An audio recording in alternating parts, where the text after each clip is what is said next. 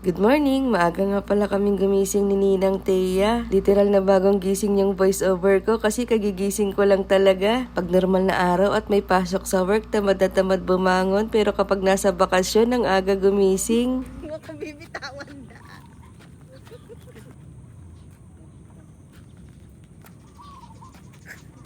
Maaga talaga kaming gumising kasi tuturuan ko si Ninang Thea magbike. Kaso ang hirap niyang turuan kasi takot siyang masemplang. Sabi ko okay lang yan kasi bago rin ako matutong magbike, ilang beses din akong nasemplang sa may gutter. But habang tumatagal, umaarte na yung voice over ko. Anyways, tama na nga to kasi marami ding naghihintay nung bike, marami pang gagamit. Saka medyo sumasakit na rin yung init sa balat ng araw. Kaya tumambay na lang muna kami dito sa may malilim. Nagre-relapse lang kasi gusto naming magkayak kaso di kami marunong, nakakatakot, baka parehas kaming lumubog. Hanggang titig na lang muna kami ngayon. Itutur nga pala muna kay ni Ninang Thea sa nakuha naming cabin. Pero hanggang labas lang kasi wala naman kaming pangbayad dyan. Next time na lang siguro pag nanalo na kami sa loto. Makakain na nga lang muna kasi baka gutom lang to. Kasama nga pala sa binayaran namin yung free breakfast. Tara, kain tayo.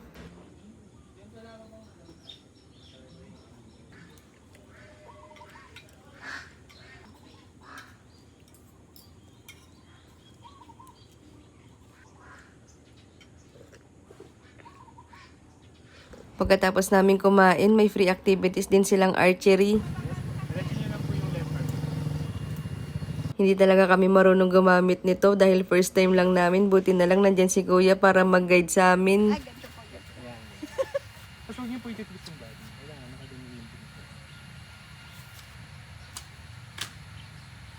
Sana all.